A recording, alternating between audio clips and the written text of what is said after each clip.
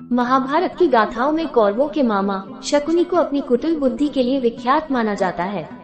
छल, कपट और दुष्कृत्यों में माहिर मामा शकुनी ने कुरुक्षेत्र के युद्ध तक पांडवों के विनाश के लिए कई चालें चली। लेकिन क्या आप जानते हैं कि महाभारत के युद्ध में मामा शकुनी का मकसद पांडवों का नहीं, कौरवों के विनाश का था।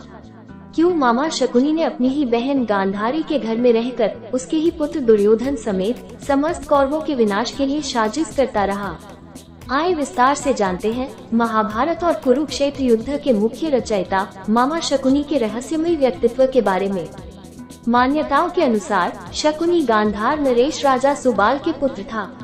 उसका जन्म गांधार के राजा सुबाल के राजभवन में हुआ था और वो माता गांधारी का छोटा भाई था। शकुनी जन्म से ही विलक्षण बुद्धि का स्वामी था, जिसके कारण वो राजा सुबाल को अत्यंत प्रिय था। माना जाता है कि गांधारी का विवाह धृतराष्ट्र से करने से पहले ज्योतिषियों ने सलाह दी थी कि गांधारी के पहले विवाह पर संकट है, अतः उस कुंडली दोष को दूर करने के लिए इसका पहला विवाह किसी और से करा दिया जाए, उसके बाद ही इसका विवाह धृतराष्ट्र से कराई जाए। फिर ज्योतिषियों के कहने पर गांधारी का विवाह एक बकरे से करवाया गया था और बाद में उस बकरे की बलि दे दी गई। कहा जाता है कि इस विवाह के कारण गांधारी प्रतीक रूप में विधवा मान ली गई और बाद में उनका विवाह धृतराष्ट्र से कर दिया गया। जब ये बात खुलकर धृतराष्ट्र के सामने आई तो धृतराष्ट्र ने अपने ससुर सुबाला और उनके 100 पुत्रों को कारागार में बंद करवा दिया। राजा सुबाला के साथ बंदी उनके 100 पुत्रों में शकुनी सबसे छोटा था। कहा जाता है कि हस्तिनापुर के कारागार में उनके साथ बहुत बुरा बर्ताव किया जाता था। रोज सिर्फ कुछ मुट्ठी चावल दिया जाता था जिसे सभी मिलकर खाते थे। धीरे धीरे भूख के कारण राजा सुबाला के पुत्रों में एक एक की मौत होती जा रही थी, जिसे देखकर राजा सुबाला गंभीर चिंतन में पड़ गए और उन्होंने तय किया कि वे इस तरह अपने वंश का अंत नहीं होने देंगे। तब राजा सुबाला ने निर्णय लिया कि सभी अपने अपने हिस्से का भोजन त्याग कर सबसे छोटे भाई शकुनी को देंगे। फिर भोजन त्याग करने के कारण धीरे धीरे शकुनी के सभी भाइयों की मौत हो गई और जब शकुनी के पिता सुबाला का अंत समय आया तो उन्होंने धृतराष्ट्र से विनती की तथा वचन लिया कि वे शकुनी को कारागार से मुक्त कर देंगे और हमेशा के लिए कौरवों के साथ रहने की अनुमति दे देंगे।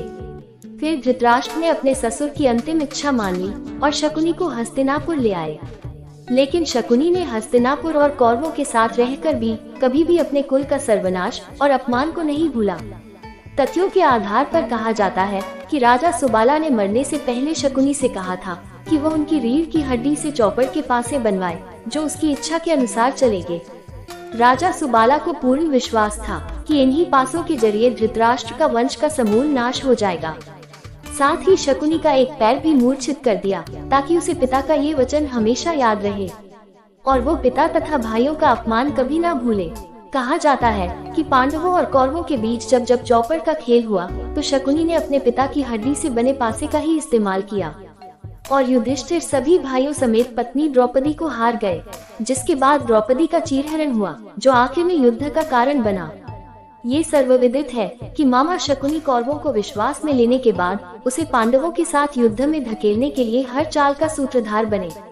उन्हीं के कारण द्रौपदी का चीरहरण हुआ तथा वनवास काट कर लौटे पांडवों को 5 गांव नहीं देने के निर्णय में भी मामा शकुनी की मुख्य भूमिका थी।